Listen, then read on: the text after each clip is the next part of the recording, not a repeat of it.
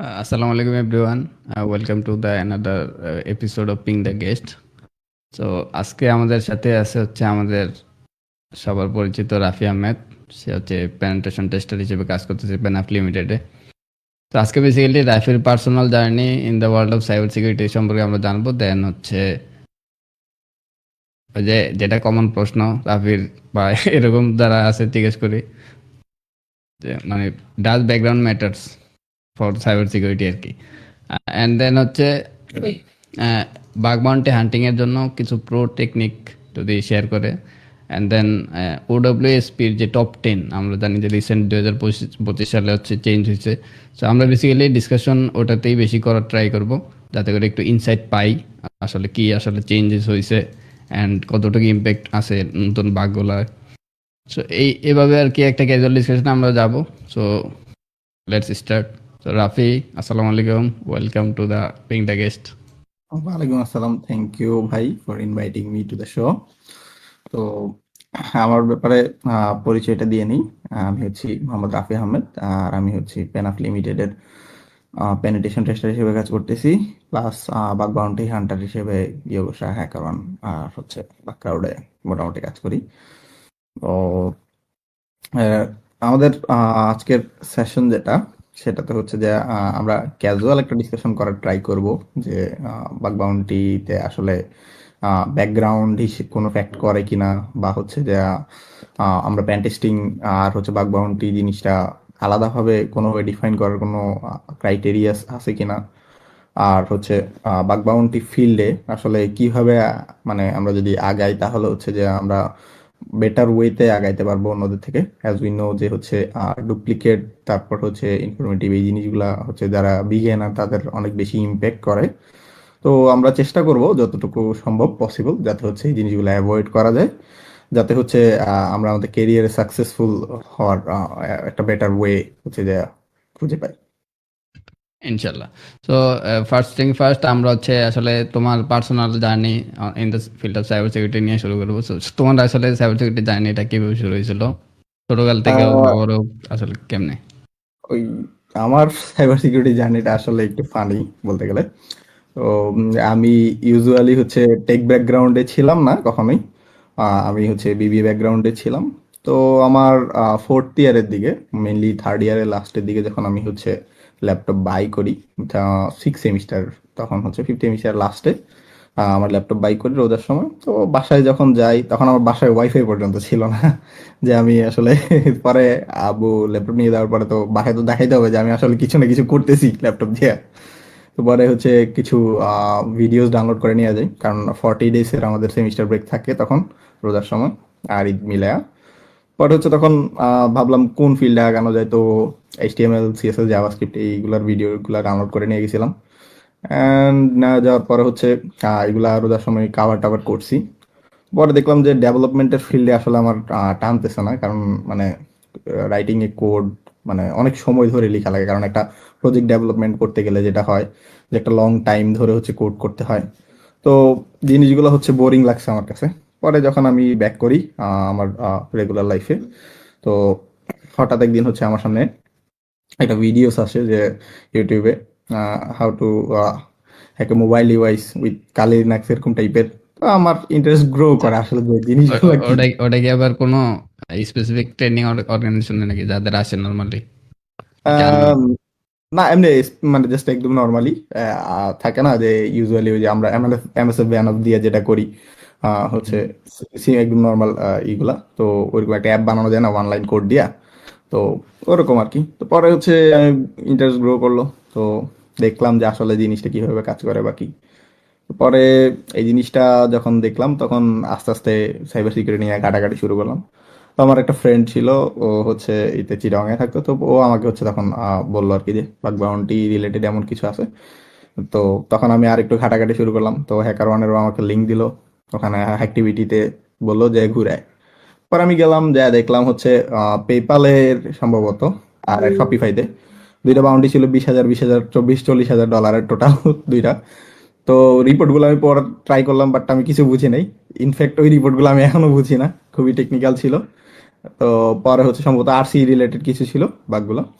তো পরে হচ্ছে আমি ওকে জিজ্ঞেস করলাম যে আসলে মানে জিনিসগুলো কি অরিজিনাল অথেন্টিক কিনা, কারণ অনলাইনে দেখতেছে যে there is huge amount of money some company is giving, it could be a scam. তো তাই ও বললো যে তুই আরো একটু ঘাটাঘাটি কর জিনিসগুলো নিয়ে, চল আমরা দুজন শুরু করি, তারপরে দেখি কি করা যায়। তো পরে যখন আস্তে আস্তে এই জিনিসগুলো নিয়ে ঘাটাঘাটি করলাম, তো তখন আমার হচ্ছে মেনলি ফোর্থ ইয়ারের শুরু, তো 7th সেমিস্টার, তখন থেকে আস্তে আস্তে আমি হচ্ছে এই দিকটাতে হচ্ছে আসা শুরু করলাম আর কি। আচ্ছা, তো তোমার এটা বেসিক্যালি কত সালের কথা হবে? এটা 2019-এর লাস্ট আর হচ্ছে 2020-এর ফার্স্টের দিকে মেনলি। তো করোনার সময় হচ্ছে আমাকে এটা অনেক বেশি পুশব্যাক করে, আমি বাসায় ছিলাম তখন, ভালো একটা সময় দিতে পারি। তো ওই সময়টা মেনলি আমার গ্রোথের সময় ছিল। Got it. আচ্ছা, তো তারপরে আসি, আমরা আসলে জানলাম কেমনে তুমি শুরু করছো। তারপরে হচ্ছে বেসিক্যালি এডুকেশনাল যে ব্যাকগ্রাউন্ড, ওটা কি আসলে ম্যাটার করে কিনা, স্পেশালি তোমার আমার ক্ষেত্রে, মনে তুমি হয় যেহেতু অন্য একটা ব্যাকগ্রাউন্ডের, সো না ভাই, আমার মনে হয় এই জিনিসটা মনে হয় না কোনোভাবে ম্যাটার করে, কারণ হচ্ছে আমাদের সাইবার সিকিউরিটি ইন্ডাস্ট্রিতে অনেকে ডিফারেন্ট ব্যাকগ্রাউন্ড থেকে আছে, অনেকে আছে ড্রপ আউট, অনেকে আছে এই যে আমার মতো বিজনেস ব্যাকগ্রাউন্ডের। ইন্ডিয়াতে আমরা যদি দেখি অনেকে আছে, ইভেন লয়ারও আছে, ল প্র্যাকটিস করতেছে তারা। তো আমার মনে হয় এই জিনিসগুলো আসলে ফ্যাক্ট করে না আপনি কোন ব্যাকগ্রাউন্ড থেকে আসতেছেন। যেটা ফ্যাক্ট করে সেটা হচ্ছে মেনলি আপনার প্যাশন থাকা উচিত এই ইন্ডাস্ট্রিটা নিয়ে। কারণ একটা জিনিস যেটা আমার সবসময় মনে হইতো যে ট্রেডিশনাল আপনি যে কোনো একটা ফিল্ডে যদি যান, যেটা হয় যে আমাদের বিবিএ এর ক্ষেত্রে, আমার তখন মানে টার্গেট ছিল যে আমি যাব বাংলাদেশ ব্যাংকে হচ্ছে জব করব, বাংলাদেশ ব্যাংকের এডির জন্য যেটা ছিল। তো পরে চিন্তা করলাম ওই দিকে যদি যাই বা হচ্ছে ট্রেডিশনাল কোনো ব্যাংকেও যাই, তো তখন আমাকে same routine work every single day almost করতে হবে। তো হুইচ ইজ বোরিং, আর ওখানে হচ্ছে মানে গ্রোথের মানে কেরিয়ার গ্রোথের তেমন একটা অপরচুনিটি নাই।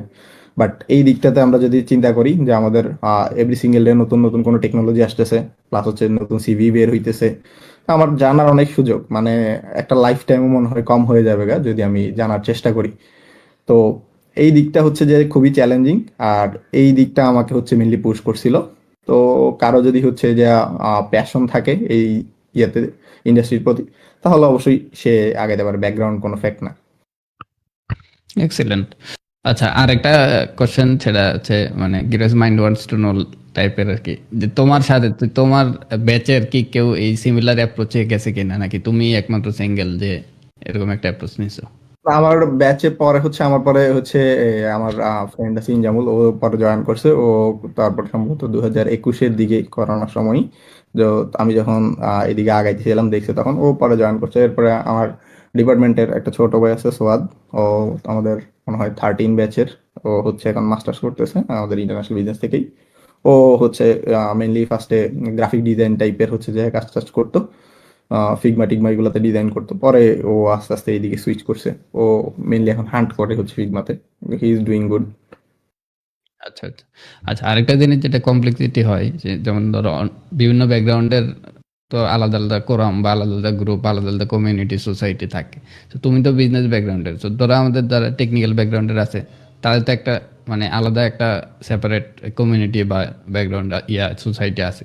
তো হাউ ইউ হ্যাভ মানে কানেক্টেড, মানে আচ্ছা, শুরুটা এই কেমনে করছো আর জিনিসটা কি? আসলে আমি ফার্স্টের দিকে একটু ভালোই পেইন খাইছি, যে আমি যখন স্টার্ট করছিলাম, তো আমি আমার এই রিলেটেড ব্যাকগ্রাউন্ড আমি তেমন একটা কাউকে খুঁজে পাইতেছিলাম না।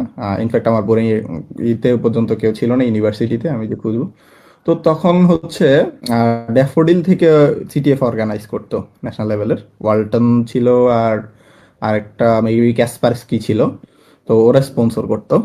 তো আমি সিটিএফটার নাম দিছিলাম, তখন আমি তখন কিছু জানি না, জাস্ট সিটিএফটার নাম দিছিলাম।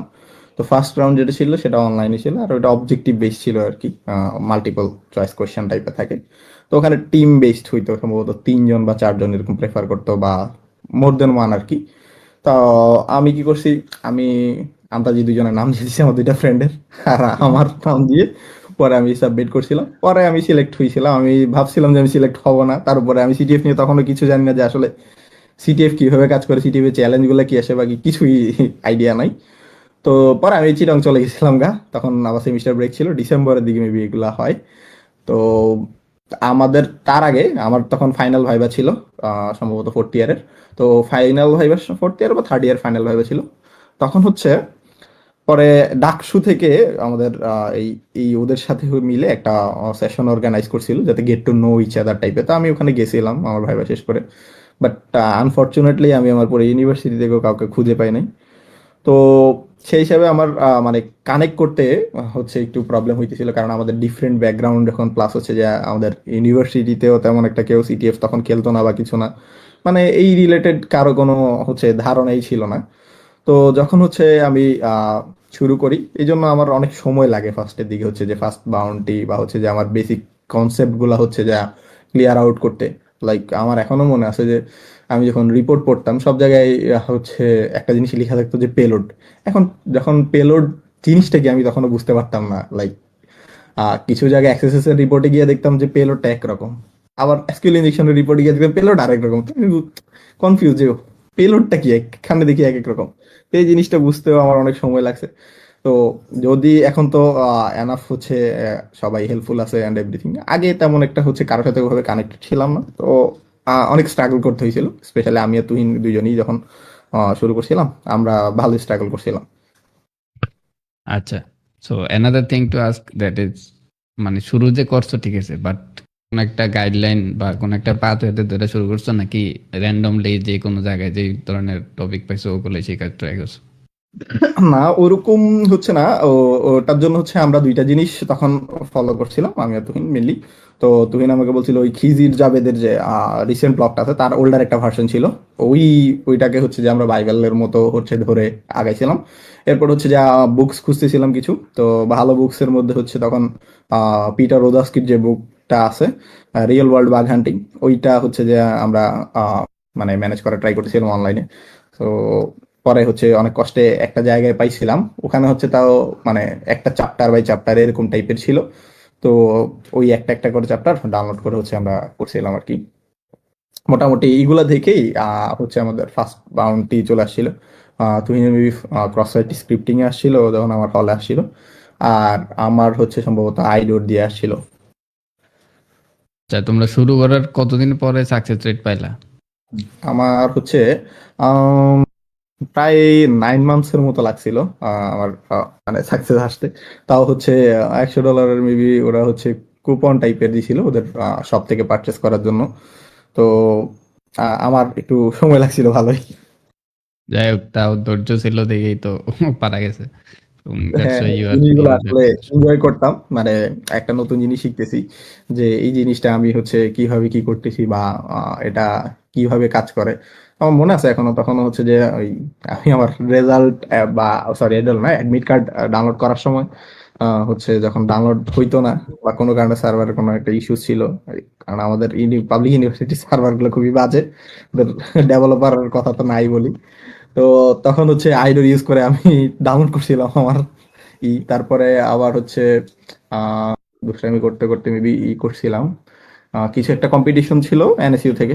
তো ওখানে হচ্ছে যে সবার ওই অ্যাডমিট কার্ডের পিআই এগুলো সব ডাউনলোড করা যেতেছিল সেম ওয়েতে, এই ইউআরএল এই জাস্ট আইডিটা চেঞ্জ করে। Great great. আচ্ছা, তারপরে বাগ হান্টিং শুরু করলে, এখন কি কন্টিনিউয়াস বাগ হান্টিং করো? কন্টিনিউস বলতে সবসময় হয়তো মানে ফুল টাইম করতে পারি না, বাট যতটুকু সময় পাই আমি হচ্ছে নতুন নতুন কিছু শেখা ট্রাই করি, আর এমনিতে হান্ট টান্ট করা ট্রাই করি যতটুকু পসিবল হয়। ওকে। আচ্ছা, তারপর হচ্ছে তোমার প্রফেশনাল কেরিয়ার জার্নি কিভাবে শুরু করলা, এন্ড দেন কেমন চলতেছে? প্রফেশনাল কেরিয়ার জার্নি আমি পেনাফের সাথেই মোটামুটি শুরু করছি। ধন্যবাদ আপনাকে ভাই, যে আপনি হচ্ছে আমাকে অপরচুনিটি দেওয়ার জন্য। আহ, আপনি তো জানেন মেইনলি হচ্ছে যে ও অন্য জায়গায় হচ্ছে আমি আসলে ওভাবে জয়েন করতে পারতেছি না, কারণ আমার আসলে দেশে হয়তো বা থাকা হবে না। তো এই কারণে আমি আরো কয়েক জায়গা থেকে আরো আগে অফার পাইছিলাম, ইভেন লিডিং কমার্শিয়াল ব্যাংক থেকেও এই বছর অফার পাইছিলাম, বাট হচ্ছে পরে আর জয়েন করা হয় নাই। এই কারণে, যে কারণে আমার মনে হয় যে আমি একটা কোথাও জয়েন করব, এরপর হচ্ছে যে আমি যদি লিভ করি তো তাদের আবার নতুন কাউকে হায়ার করতে হবে, যেটার জন্য ওদের হয়তো আবার ট্রেনিং ডেভেলপমেন্টের ওদের ইনফ্রাস্ট্রাকচারের সাথে পরিচয়েরও একটা সেশন আছে। ওদের হচ্ছে আবার হায়ারিং কস্ট আছে যেটা হচ্ছে এইচআর এর আন্ডারে যায়। তো আমার কাছে মনে হয়েছে মানে এটা ওয়ার্থ ইট না। আমারও সময় হচ্ছে যে একটু চলে যাবে গা ওভাবে, প্লাস হচ্ছে কোম্পানিরও হচ্ছে লস হবে। তো দুইটা মিলে হচ্ছে আমি আসলে মানে ট্রেডিশনাল অর্গানাইজেশন গুলোতে আসলে জয়েন করতে চাইতেছিলাম 95 যেগুলো থাকে, আর পেনাফে তো আমাদের আসলে ওরকম না। তো আমরা আমাদের তো মতো হচ্ছে যে ফ্লেক্সিবল, ফুল ফ্লেক্সিবল। 24/7 কিন্তু ফ্লেক্সিবল। সেটাই। আচ্ছা, আহ, আচ্ছা, আমরা হচ্ছে ওডব্লিউএসপি তে যাবো, তার আগে আরো কিছু কমন কোশ্চেন। আরেকটা যেমন বাগ বাউন্টি আর হচ্ছে পেনিট্রেশন টেস্টিং, তুমি তো ধরো পেন টেস্টার হিসেবে কাজ করতেছো, সো বাগ হান্টিং করার আর হচ্ছে পেন টেস্টিং, এই দুইটার মধ্যে তোমার মানে বেস্ড অন এক্সপিরিয়েন্স কি ধরনের পার্থক্য খুঁজে পাইলা? আসলে এটা অ্যাপ্রোচের উপরে ডিপেন্ড করে। যদি হচ্ছে আমরা প্যান টেস্টিং এর কথা বলি, প্যান টেস্টিং এ একটা চেক লিস্ট থাকে। চাইলে আমরা ওই চেক লিস্ট ধরেও আগাইতে পারি, অথবা হচ্ছে যে ইউজুয়ালি ভালো অর্গানাইজেশন গুলাতে যেটা হয় যে আহ, এরকম হচ্ছে যে বাগ হান্টার যারা থাকে তাদেরকে এই কারণেই চুজ করা হয় যাতে হচ্ছে ওরা ওদের ক্রিয়েটিভ ওয়েতে আগাইতে পারে। কারণ বেসিক্যালি যে প্যান টেস্টিং থাকে, ট্রেডিশনাল প্যান টেস্টিং, ওখানে যদি আমরা একদম নর্মালি একটা চেক লিস্ট ধরে আগাই, তো ওখানে যে জিনিসগুলো কাভার করা হয় এখানে ওই সেম সিমিলার জিনিসগুলো কিন্তু হচ্ছে বাগ বাউন্টিতে মানে অনেক কিছু নেওয়া হয় না। Like there is no impact, there is no bounty, এরকম টাইপের। তো আমরা ওই জিনিসগুলো অ্যাভয়েড করার ট্রাই করি পেনাফে।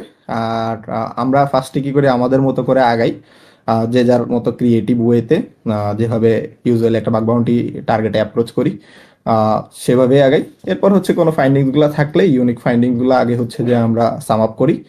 এরপর হচ্ছে আমরা ট্রেডিশনাল যে আমাদের চেক লিস্ট থাকে সেই জিনিসগুলো হচ্ছে যে চেক দিই যাতে হচ্ছে কোনো কিছু মিস আউট না হয়।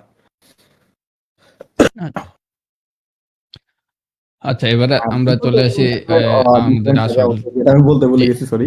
যে মানে জি, জি, বলো। রিপোর্ট রাইটিং এর ক্ষেত্রে বাগ বাউন্ডারি রিপোর্ট আর হচ্ছে প্যান টেস্টের রিপোর্ট, সেটা অবশ্যই ডিফারেন্ট। আর মানে অর্গানাইজেশনের হচ্ছে যে আন্ডারস্ট্যান্ডিং এর জন্য যেটা করতে হয় আমাদের প্যান টেস্ট রিপোর্টে, সেটা হচ্ছে যে মানে যত বেশি এক্সপ্লয়েট করা যায় আর কি। বাগ বাউন্টি ধরেন আমরা একটা স্কিল ইনজেকশন পাইলে যেটা করি যে হচ্ছে জাস্ট টাইম বেস যদি হয়, এটা নর্মালি হচ্ছে যে শো করে দেই যে এটা এখানে হচ্ছে ভালনারেবল, আমাদের আর ডিপ যাইতে হয় না। বা হচ্ছে যে আমরা একটা আরসি যদি পাই, ওটাতে জাস্ট নর্মালি শো করি কোনো একটা কিছু মানে একটা কমান্ড ইউজ করে, বেসিক কমান্ড।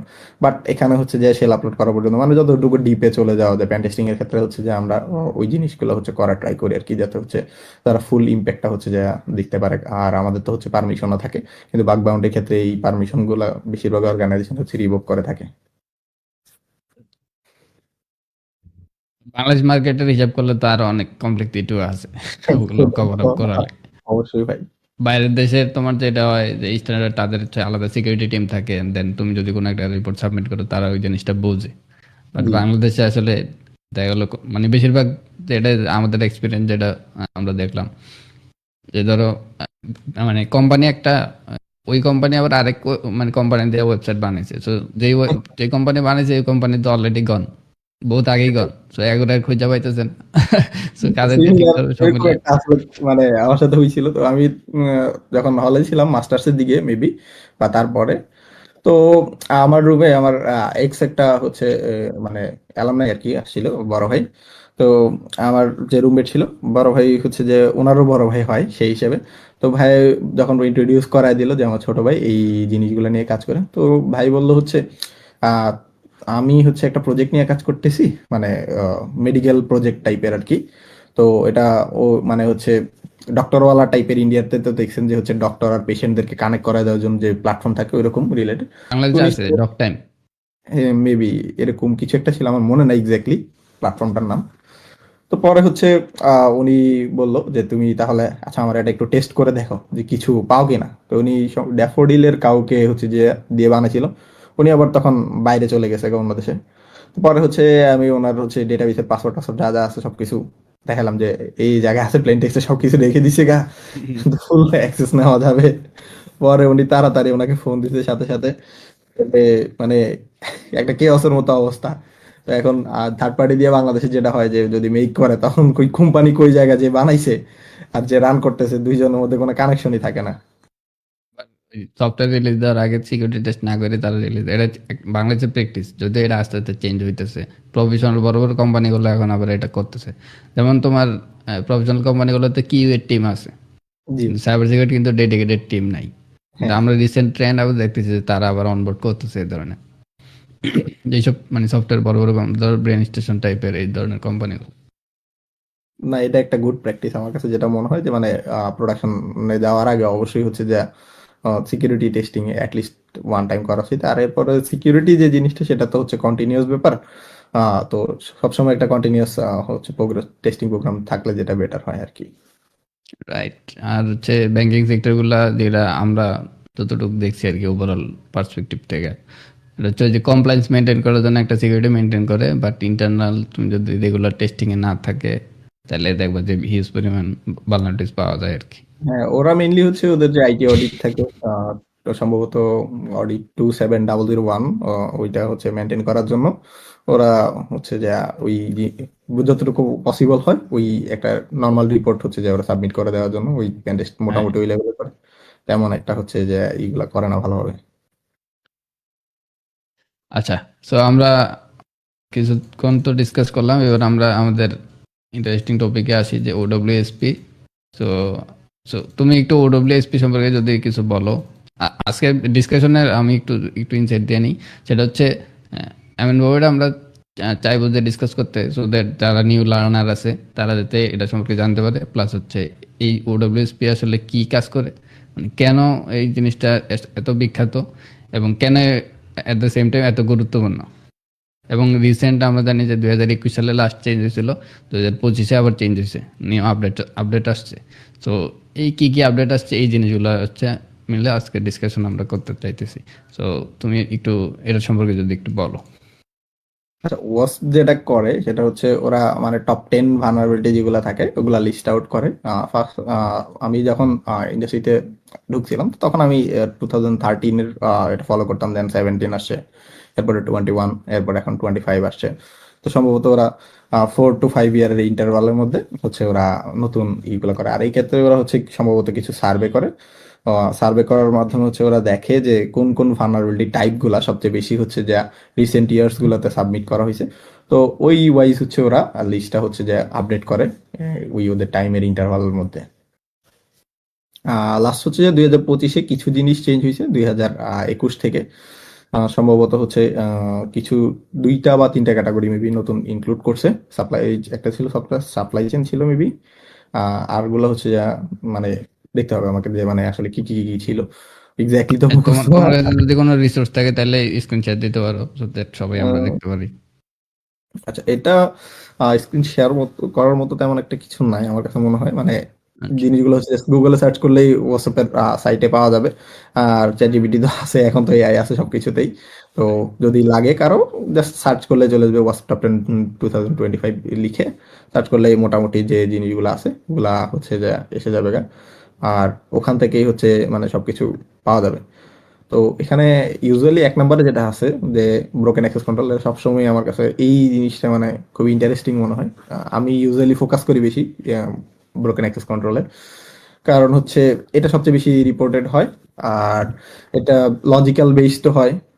এরপরে হচ্ছে যে মানে অ্যাক্সেস কন্ট্রোল ইস্যুস যখন হয় এগুলা বেশিরভাগ ক্ষেত্রে অটোমেট করা যায় না। তো ম্যানুয়াল আমার মতো যারা টেস্ট করে এরা বেশিরভাগ এই জিনিসগুলোতে ফোকাস করে। তারপর কিছু 2 নম্বরে আছে হচ্ছে সিকিউরিটি মিসকনফিগারেশন আছে। আচ্ছা, তো আমরা আমরা আমরা হচ্ছে আরেকটু টিপে যাই, যেমন ধরো বা একটু ইয়ে করি আর কি, ডেসক্রাইব করি। যেমন ধরো ব্রোকেন অ্যাক্সেস কন্ট্রোল, সো এটার আসলে মিনিংটা কি, মানে এটা কি কি বুঝাইতেছে আলটিমেটলি, যদি বাংলায় বলে আর কি, মানে এমনি তো বুঝতেছি ঠিক আছে, কিন্তু আর একটু ব্রিফলি আর কি। আচ্ছা, আর একটু ডিপে আমরা যদি যাই, যেটা হয় যে ব্রোকেন অ্যাক্সেস কন্ট্রোলে লাইক আমাদের যে অ্যাক্সেস কন্ট্রোলটা আছে সেটা মেইনলি ব্রোকেন, একদম সহজ বাংলা ভাষায় যেটাকে বলে। ধরেন আমি হচ্ছে যে আমার প্রোফাইল ভিউ করতে পারবো। আমি যদি চিন্তা করি একটা নর্মাল ওয়েব অ্যাপ্লিকেশন, যেটাতে ধরেন আমার ইউনিভার্সিটির কথা চিন্তা করি বা প্রাইভেট ইউনিভার্সিটিগুলো, যেটা হয় যে আমি কি করতে পারবো, আমার পেমেন্ট প্রোভাইড করতে পারবো। পেমেন্ট প্রোভাইড করার পর আমাকে অ্যাডমিট কার্ড ডাউনলোড করার অপশন দিবে। তো অ্যাডমিট কার্ড ডাউনলোড করার অপশন দিবে, এরপর হচ্ছে যে আমি পরীক্ষা যদি হয়ে যায় আমি আমার রেজাল্ট ভিউ করতে পারবো। তো এইগুলার এই অ্যাক্সেসগুলা হচ্ছে যে আমি শুধু আমার প্রোফাইলের জন্য হচ্ছে যে অ্যাক্সেস করতে পারবো, মানে আদার মানে ওই যে স্টুডেন্টের। অথেন্টিকেশন এন্ড অথরাইজেশনের যে পার্ট। হ্যাঁ, হ্যাঁ, অথরাইজেশনের আন্ডারে পড়ে এই জিনিসগুলো মেইনলি। তো ব্রোকেন অ্যাক্সেস কন্ট্রোল হচ্ছে যে মেইনলি এই জিনিসগুলো নিয়ে হচ্ছে যে কাজ করে, যে অ্যাক্সেস কন্ট্রোল যেটা আছে সেটা ইন প্লেসে আছে কিনা এভরি সিঙ্গেল এন্ড পয়েন্টের জন্য। বা যে ফাংশনালিটি গুলা থাকে ওই লজিক গুলোর জন্য, ফাংশনালিটি গুলোর জন্য। আচ্ছা, তো এই ক্ষেত্রে তো ওই যে বেশিরভাগ কোম্পানি বা যেগুলো হচ্ছে স্ট্যান্ডার্ড, ধরো রোল বেজ অ্যাক্সেস কন্ট্রোল এই ধরনের একটা মেকানিজম তো হচ্ছে তারা ফলো করে। তো তোমার এক্সপিরিয়েন্স থেকে তুমি আসলে কি ধরনের ভালনারেবিলিটিস বা বাগ পাইছো এই ধরনের সার্ভিসগুলো অ্যাসেস করতে গিয়ে? আচ্ছা, এখানে হচ্ছে দুই টাইপের হচ্ছে টেস্টিং করা যায় এই ক্ষেত্রে। রোল বেস যেগুলো থাকে, একটা হচ্ছে যে উইথিন অর্গানাইজেশন, যেটা হয় যে আমরা বলতে পারি যেমন হচ্ছে আহ, এই যেমন ডেভেলপার একটা অর্গানাইজেশনে থাকবে, তারপর হচ্ছে যে ম্যানেজার থাকবে, এরপর হচ্ছে যে আরেকটা থাকে ধরলাম এমনি নর্মাল জেনারেল ইউজার, এরপর হচ্ছে অ্যাকাউন্টেন্টও থাকতে পারে। তো এগুলো যেগুলো থাকে ডিফারেন্ট ইউজার হচ্ছে ডিফারেন্ট কিন্তু মানে রোলস থাকে, আর ডিফারেন্ট এন্ড পয়েন্ট বা ফাংশনালিটি ওরা অ্যাক্সেস করতে পারে। ফর এক্সাম্পল ডেভেলপার হচ্ছে যে ধরেন কোনো আহ, নতুন আপডেট পুশ করতে পারবে। এখন অ্যাকাউন্টেন্ট যে সে হচ্ছে অ্যাকাউন্টিং রিলেটেড ডেটা নিয়ে কাজ করবে, ডেভেলপারের ডেটা নিয়ে সে অ্যাক্সেস করার তো কোনো অপশন থাকার কথা না। তো যদি অ্যাকাউন্টেন্ট হচ্ছে ডেভেলপারের কোনো ফাংশনালিটি অ্যাক্সেস করতে পারে, অথবা হচ্ছে যে ম্যানেজারের কোনো ফাংশনালিটি অ্যাক্সেস করতে পারে, লাইক একটা এমপ্লয়িকে লিভ দেওয়ার যেটা হইতে পারে অপশন আছে, তো সেই অপশনটা যদি হচ্ছে যে সে কি করতে পারে, অ্যাক্সেস করতে পারে, এই জিনিসগুলো হয়। আর আরেকটা টেস্টিং থাকে, সেটা হচ্ছে ক্রস টেনেন্ট টেস্টিং। সেটার ক্ষেত্রে হয় দুইটা আলাদা অর্গানাইজেশন থাকবে, আর দুইটা আলাদা অর্গানাইজেশন, আমি একটা অর্গানাইজেশনের ম্যানেজার, অন্য আরেকটা অর্গানাইজেশন ম্যানেজার যে ফাংশনালিটি গুলো থাকে আমি সেই ফাংশনালিটি গুলো অ্যাক্সেস করতে পারতেছি কিনা, বা আদার্স যেটা থাকে হচ্ছে যে অন্য কোনো অর্গানাইজেশনের হচ্ছে অ্যাকাউন্টেন্টের বা আদার্স যে ফাংশন এই রোলগুলো আছে, মোট কথা ডিফারেন্ট অর্গানাইজেশন গুলো আমরা অ্যাক্সেস করতে পারতেছি কিনা, সেটা হচ্ছে যে টেস্ট করে থাকি। ইউজুয়ালি হচ্ছে বেশিরভাগ সবাই ফোকাস করে মেইনলি মানে উইথিন অর্গানাইজেশনের। তো উইথিন অর্গানাইজেশনের ক্ষেত্রে যেটা হয় যে যদি টেস্ট করি আমরা, তাহলে হচ্ছে ইম্প্যাক্টটা একটু কম থাকে। ইম্প্যাক্টটা কম বলতে হচ্ছে মিডিয়াম সিভিয়ারিটি হিসেবে ধরে এই ধরনের ভালনারেবিলিটি গুলো যদি অ্যারাইজ করে। কিন্তু যখন আমরা ক্রস টেনেন্ট হচ্ছে যে কোনো ইস্যুস পাই, তো এগুলো হচ্ছে P1 P2 ক্যাটাগরিতে যায়, বেশিরভাগ P2 ক্যাটাগরিতে যায়। বাট কিছু কিছু ক্ষেত্রে পিএ লিক টিক হইলে তখন হচ্ছে P1 ক্যাটাগরিতে যায়। আসাম। সো সিমিলার ওয়েতে আমরা দেখি আরো যে ক্যাটাগরিজ গুলো আছে ওগুলো সম্পর্কে একটু জানি। জি। এরপরে হচ্ছে সেকেন্ড যেটা, সেটা হচ্ছে সিকিউরিটি মিসকনফিগারেশনের ক্ষেত্রে হয় যে এখানে কোথাও কোনো স্পেসিফিক কোনো ক্রেডেনশিয়াল থাকে, এগুলো যদি লিক হয়, অথবা হচ্ছে যে সার্ভার হচ্ছে কনফিগার করার পরে যে ডিফল্ট হচ্ছে কনফিগারেশন ফাইলগুলো থাকে, এগুলা হচ্ছে ওই এন্ড পয়েন্ট গুলো যে সিকিউর না করে, তো এগুলোর ক্ষেত্রে হচ্ছে সিকিউরিটি মিসকনফিগারেশন মেইনলি অ্যারাইজ করে। লাইক ডট ইএনবি ফাইল টেল এই রিলেটেড যেগুলো থাকে, বা ডট গিট ফাইল বা এরকম কিছু যেগুলো হচ্ছে ডিফল্ট এন্ড পয়েন্টে থাকে, এই জিনিসগুলো হচ্ছে যে সার্ভার সেট আপের পরে যদি না সরায়, বা কমনলি হচ্ছে যে অ্যাক্সেসেবল কোনো হচ্ছে এন্ড পয়েন্টে যদি থাকে, যেগুলা হচ্ছে যে ইউজার ফেসিং হইতে পারে, হয়তোবা জিনিসগুলা সোর্স কোডে কোথাও থাকতে পারে, বা হচ্ছে যে মানে মোট কথা পাবলিকলি অ্যাক্সেসেবল যাতে হচ্ছে যে যদি হয়, তখন হচ্ছে এই ক্ষেত্রে এই ইস্যুসগুলো অ্যারেস্ট করে সিকিউরিটি মিসকনফিগারেশন গুলো। আবার অনেক সময় হয় যে তোমার এই ডিফল্ট ক্রেডেনশিয়াল গুলো থাকে, সো এটা একটা সিকিউরিটি মিসকনফিগারেশন যে চেঞ্জ করে নাই অ্যাডমিন হ্যাঁ। টাইপের যে ধরনের। আচ্ছা, তারপরে কি আছে? আচ্ছা, তারপর হচ্ছে ক্রিপ্টোগ্রাফিক ফেইলিয়ার আছে আমাদের, সরি, ক্রিপ্টোগ্রাফিক ফেইলিয়ার মেবি, হ্যাঁ, এরপর হচ্ছে ক্রিপ্টোগ্রাফিক ফেইলিয়ার আছে। তো ক্রিপ্টোগ্রাফিক ফেলিয়ারের ক্ষেত্রে যেটা হয় যে মানে আমরা কিছু কমন এনক্রিপশন মেথড আছে। অনেকে হচ্ছে common encryption method like MD5 বা হচ্ছে বেসিক 64 এরকম যদি কেউ ইউজ করে, সেক্ষেত্রে হয় কি যে এগুলো তো পাবলিকলি অ্যাভেলেবল, যে কেউ হচ্ছে ডিক্রিপ্ট করে আবার হচ্ছে যে কি করতে পারে, যে ডেটা থাকে সেটা সেন্সিটিভ হয় এটার ভিতরে, তো ডেটাগুলো হচ্ছে যে কি দেখতে পারে। তো এই ক্ষেত্রে হচ্ছে যে মানে এটাকে হচ্ছে ক্রিপ্টোগ্রাফি ফেলিয়ার হিসেবে ধরা হয়। যাতে হচ্ছে কমন যে ক্রিপ্টোগ্রাফিক মেথড গুলা থাকে এগুলো যাতে হচ্ছে যে ইউজ না করা আর কি, মেনলি যদি এগুলো ইউজ করে তাহলে ডিফারেন্ট যে ভালনারেবিলিটি গুলো অ্যারাইজ করে এটার কারণে। ফর এক্সাম্পল আমরা যদি ধরি যে বাই 64 দিয়ে হচ্ছে যে কোনো ডেটা সেন্ড করতেছে একটা ওয়েব সার্ভার, তো ওটা যদি ওটা এখন যেমন আমি লাস্ট যখন টেকনোতে হচ্ছে করতেছিলাম, টেস্ট করতেছিলাম মেবি 2022-এর দিকে, তো ওদের প্রত্যেকটা ডেটা হচ্ছে লগ ইনের ক্ষেত্রে উম, যে লগ ইনের জন্য আমরা ইমেল আর হচ্ছে পাসওয়ার্ড দিতাম, এগুলা এনক্রিপ্টেড হয়ে যেত। তো এখন আসলে যদি ওরা যদি বেসিক এনক্রিপশন ইউজ করতো লাইক MD5 অথবা হচ্ছে যে বেস 64 বা এরকম কমন কিছু যেগুলো ইউজ করতো, তাহলে কিন্তু আমরা ডিক্রিপ্ট করে কোনো না কোনো অ্যাটাক হচ্ছে যে সিমুলেট করা ট্রাই করতে পারতাম। বাট ওরা প্রত্যেকটা ইতেই হচ্ছে যে ওদের নিজস্ব জাভাস্ক্রিপ্ট দিয়ে কাস্টম হচ্ছে যে একটা এনক্রিপশন ইউজ করতো, কি আজ পর্যন্ত হচ্ছে বের করতে পারে নাই। তো ওটার কারণে লগ ইনের যে ফাংশনালিটি গুলো ছিল ওইগুলোতে কোথাও মানে কোনো ধরনের টেস্টই করতে পারে না এই কারণে। তো এই জিনিসগুলো হচ্ছে যে মানে ভালোই কাজ করে যদি হচ্ছে নিজস্ব কোনো অ্যালগোরিদম ইউজ করে এনক্রিপশনের জন্য। বাট বেশিরভাগ ক্ষেত্রে তো দেখা যায় যে সবাই কমন যেগুলো এগুলো ইউজ করে, মানে কাস্টম অ্যালগোরিদম ইউজ করলে তো আবার মেনটেন করতেও ঝামেলা। হ্যাঁ, এই জন্য হচ্ছে যে যাদের হচ্ছে বাজেট ভালো থাকে তারা হচ্ছে মেইনলি কাস্টম অ্যালগোরিদম গুলো ইউজ করে থাকে এনক্রিপশনের জন্য। আর ইউজুয়ালি হচ্ছে যে মানে এই যে কমন যেগুলো থাকে এই কমন গুলাই হচ্ছে ইউজ করে। আচ্ছা, so এই ক্রিপ্টোগ্রাফিক ফেলারে এখানে কি ইয়ে আছে কিনা, তোমার এই যে এসএসএল সার্টিফিকেট রিলেটেড কোনো ইস্যু, এগুলো কি আদৌ মানে এটার কাতারে পড়ে নাকি অন্য?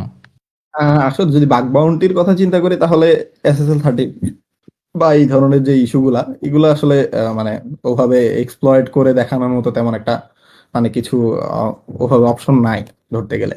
তো সেই হিসেবে হচ্ছে যে এগুলা মানে রিপোর্ট তেমন একটা কেউ করে না। বাট হচ্ছে যদি আমরা প্যান টেস্টিং এর কথা চিন্তা করি, প্যান টেস্ট রিপোর্টে হচ্ছে যে আমরা একটা অংশে কিন্তু এই জিনিসগুলো ইনক্লুড করতে পারি। রাইট। আচ্ছা, তারপরের ক্যাটাগরি কোনটা? আমরা এর তুমি কি 2021-এরটা বলতেছো না 2025? 2025-এরটা আমি কোনটা মনে হয় স্কিপ করে গেছি কিনা। 2025-এ মনে হয় ইয়া কি বলে, ইয়া কিছু মানে অর্ডারিং এ কিছু চেঞ্জ আসছে। আচ্ছা আচ্ছা, চেক দিই। 2025 হচ্ছে সফটওয়্যার সাপ্লাই চেইন ফেলার আছে 3-এ। আচ্ছা, 3 নাম্বার চার হলে হচ্ছে ক্রিপ্টোগ্রাফিক ফেলার, এটা ছিল হচ্ছে 2-এ 2021-এ, ওটা পরে অর্ডার চেঞ্জ হয়ে 4-এ গেছে। আর সমস্যা নাই, আমরা অর্ডার পরে দেখবো না, আমরা হচ্ছে ইয়ার ডিসকাশন করি ক্যাটাগরিজ গুলা। আমি সম্ভবত তাহলে ট্রাই করতেছিলাম হচ্ছে যেগুলা ওল্ড গুলা ছিল মানে 2021-এর সাথে ম্যাচ করতেছে, তো ওগুলো হচ্ছে যে আগে কভার করে দেন, হচ্ছে যে যেগুলো যে জিনিসগুলো চেঞ্জ হ্যাঁ আসছে হ্যাঁ, চেঞ্জ এই করি। শিওর। আর পরে যেটা আসছে সেটা হচ্ছে ইনজেকশন। এটা তো খুব কমন বাগ। ইনজেকশনের ক্ষেত্রে সবচেয়ে বেশি আমার মনে হয় রিপোর্ট হয় হচ্ছে এক্সেসেস, এরপরে হচ্ছে যে এসকিউএল ইনজেকশন এগুলা। তো এগুলো খুবই হচ্ছে যে কমন। আর কিছু হচ্ছে একটু ডিফারেন্ট আছে লাইক হচ্ছে এলএপি ইনজেকশন বা এই রিলেটেড যেগুলো থাকে এগুলো।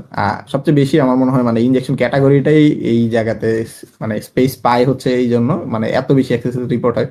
আর অ্যাক্সেসেস মনে হয় মানে এমন কোনো অ্যাপ্লিকেশন নাই যেখানে অ্যাক্সেস মানে পাওয়া যায় না। মানে সবচেয়ে মনে হয় কমন বাগ। সবাই যখন হান্টিং শুরু করে বা হচ্ছে যে সাইবার সিকিউরিটিতে সবচেয়ে মানে স্টার্ট করেই সবাই হচ্ছে যে অ্যাক্সেস নিয়ে বেশিরভাগ। এবং এটা মনে হয় আজীবন থাকবে, কারণ জাভাস্ক্রিপ্ট যতদিন থাকবে হ্যাঁ, এক্সিস্ট ততদিন।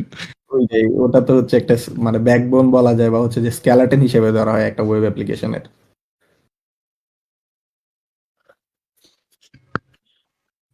ওকে, তারপরে আমরা পরেরটাতে যদি যাই। আচ্ছা, পরেরটা যেটা সেটা হচ্ছে যে ইনসিকিউর ডিজাইন আছে। ডিজাইনিং এর ক্ষেত্রে হচ্ছে যে কিছু প্রিন্সিপালস আছে। সেই প্রিন্সিপালস গুলো হচ্ছে যে ফলো না করে আমরা যদি ইউজুয়ালি হচ্ছে যে ডিজাইনটা করি একটা ওয়েব অ্যাপ্লিকেশন, তো এই ক্ষেত্রে এই জিনিসগুলো অ্যারাইজ করে লাইক হচ্ছে আমরা যদি হচ্ছে রেট লিমিটিং টাইপের কিছু না সেট করি তাহলে যেটা হয় যে যে কেউ হচ্ছে যে আসলে যখন ক্রল করতে পারে প্রোডাকশন এনভায়রনমেন্টের উপর অনেকগুলো রিকোয়েস্ট যায়, তো এই ক্ষেত্রে অনেক সময় সার্ভার ডাউনও হইতে পারে বা কিছু ডিডোস অ্যাটাক টাইপের যেগুলা করে কিছু ক্লেম করে যারা আছে ইন্ডাস্ট্রিতে যে আমরা আমাদের ওদের সার্ভার ডাউন করেছি এই সেই। তো এইগুলা হচ্ছে যে ওই ধরনের হচ্ছে যে ই থেকে অকারেন্স থেকে হচ্ছে মানে যাতে ফেস করতে না ইনসিকিউর হয় ডিজাইনের এই। কারণে। হ্যাঁ আচ্ছা, এই ডস আবার কিন্তু ওই যে অ্যাপ্লিকেশন লেভেলের হয়, নেটওয়ার্ক লেভেলের হয়। তো এটা হ্যাঁ, আমরা যদি ওই অ্যাপ্লিকেশন নিয়ে দুইটা আলোচনা জিনিস করতেছি, দ্যাট মিনস উইদিন অ্যাপ্লিকেশন।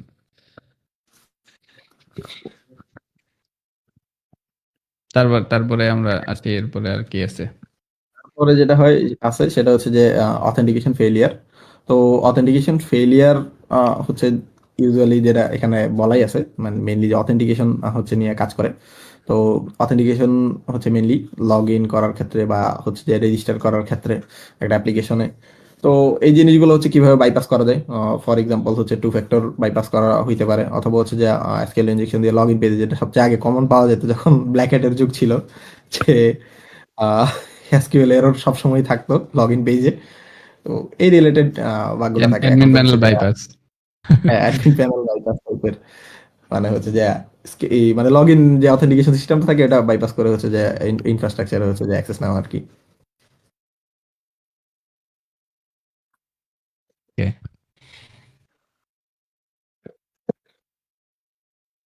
আচ্ছা, পরেরটা যেটা আছে সেটা হচ্ছে এখানে software and data integrity failures আছে। তো এখানে হচ্ছে এইটা নিয়ে আমি আসলে মানে তেমন একটা বেশি বলতে পারবো না, কারণ হচ্ছে মানে এই রিলেটেড বাগগুলো আমি খুব হচ্ছে যে মানে কম মানে করার ট্রাই করি। আমি মেইনলি ফোকাস করি হচ্ছে যে আহ, এই অ্যাক্সেস কন্ট্রোল রিলেটেড ইস্যুসে। তো আর হচ্ছে যে সেকেন্ড যেটা করি সেটা হালকা পাতলা একটু ইনজেকশন বাগগুলো ট্রাই করি, কারণ ইনজেকশন বাগে হচ্ছে যেটা হয় যে মানে ডিফারেন্ট ওয়াফস থাকে। এখন ডিফারেন্ট ওয়াফ বাইপাস করতে গেলে হচ্ছে মানে সময় যায় ভালোই। তো ওই সময়টাতে হচ্ছে মানে আমার মনে হয় আমি অ্যাক্সেস কন্ট্রোল 100B তার আগেই হচ্ছে বের করে ফেলতে পারবো। একটা আমি অ্যাক্সেসের জন্য ওয়াফ বাইপাস করতে গেলে, নতুন ক্ষেত্রে কিছু জেনারেট করতে গেলে, বা হচ্ছে যে একটা স্কিল ইনজেকশন কিছু বের করতে গেলে। তারপর হচ্ছে আবার ইনজেকশন বাগগুলোর জন্য যেটা হয় যে ওখানে আপনার ফার্স্টে রিকন করতে হয়। রিকনে হচ্ছে যে প্রচুর ভালোই একটা সময় যায়। তো আমি চাই যে জিনিসগুলো অ্যাভয়েড করতে, কারণ জিনিসটা তো হচ্ছে কম্পিটিটিভ। তো আপনার কম্পিটিটিভ অ্যাডভান্টেজ আপনি কিভাবে গেইন করতে পারবেন অ্যাজ এ হান্টার, সেটা ফুললি হচ্ছে যে আপনার মেথোডোলজির উপরে। আমি ধরেন মেইনলি টেস্ট করি যেটা, যে অ্যাপ্লিকেশনগুলো এগুলো বেশিরভাগ মেইন অ্যাপ্লিকেশন থাকে। তো ওই ক্ষেত্রে ফাংশনালিটির উপরে ডিপেন্ড করে আর কি হান্টিংটা। আচ্ছা, এই ওডব্লিউএসপি এটা তো বেসিক্যালি অর্গানাইজেশনের বেসড, অথবা ধরো একটা কমপ্লিট ওয়েব অ্যাপ্লিকেশন কিভাবে মানে কাজ করে ওই আর্কিটেকচারের উপর ডিপেন্ড করে কি আর তারা গাইডলাইন করে দেয় সবসময় যে হ্যাঁ, হান্টিং করলে যে এগুলা টু দি পয়েন্টে পাওয়া যাবে তা আসলে না। আচ্ছা, না এটা এটা সবকিছু আমি যদি একটু ইনসাইট দিই, যেমন software and data integrity filter, এটা বেসিক্যালি ধরো এটা মিন করতেছে ধরো কোন একটা পাসওয়ার্ড রাখলা, সো এই পাসওয়ার্ডটা কি অ্যালগোরিদম দিয়ে হ্যাশিং করে রাখতেছো কিনা, কোনো হ্যাশিং আচ্ছা। অ্যালগোরিদম দেয়া, নাকি প্লেন টেক্সটে রাখতেছে। সো এই কিছুদিন আগে আমরা তো জানি যে বিশ্বের যেমন ফেসবুক, গুগল, এরা মানে কোটি কোটি টাকা খরচ করতেছে, দে হুম, আর সুপার সিকিউর। এবং তারা কি করছে, মানে ইউরোপিয়ান ইউনিয়নে কত মিলিয়ন ডলার দিয়ে ইয়া দিছে, তারা হচ্ছে পাসওয়ার্ড গুলো প্লেন টেক্সটে রাখতেছিল ইউজারের। এই এই যুগে আইসেও সো এই ধরনের আর কি বড় বড় কিছু কেস আছে আর কি। সো দ্যাটস ওয়াই তারা এই গাইডলাইনটা দিছে, নট অনলি ফর ফেসবুক আর কি, মানে ওভারঅল যে ডেটা যখন আসলে কোনো ডেটাবেজে রাখতেছে, সো ওই ইন্টিগ্রিটি ডেটা যাতে লস না হয়, কেউ যদি চেঞ্জ করে দিতেও না পারে, অথবা যাতে বুঝতে না পারে ডাটা, ওই যে মোটিভেশন আর কি, যে পার্টটা। এন্ড তুমি হ্যাঁ, যদি ইউরোপীয় পাসওয়ার্ড ইউনিয়ন আসলে দেখতে পারো বা ওদের ইউজার নেম। একটা law আছে। আহ, মানে ইউরোপীয় ইউনিয়নের ক্ষেত্রে ওরা খুবই স্ট্রিক্টলি এই জিনিসটা খুবই মেনটেন করে ট্রাই করে, জিডিপিআর লটা ওদের। হ্যাঁ, হ্যাঁ। এবং বড় বড় কোম্পানি তো ওদিকে গেলে অবস্থা খারাপ হয়ে যায়। এই এই যে এলন মাস্ক কিছুদিন আগে বলছে যে জিডিপিআর মানে ইউরোপিয়ান ইউনিয়নের এই লই বাদ দিয়ে দিব। তার চেতাই দিচ্ছে আর কি। এই যে এক্সেরা মনে সম্ভবত জরিমানা করছিল এরকম। সম্ভবত।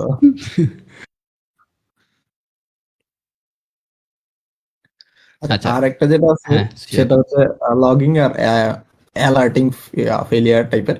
তো এই ক্ষেত্রে যেগুলো হয় যে web application, most of the web application কিনা যায় না, মানে অলমোস্ট সবগুলো ওয়েব অ্যাপ্লিকেশন আমার মনে হয় একটা লগ মেনটেন করে।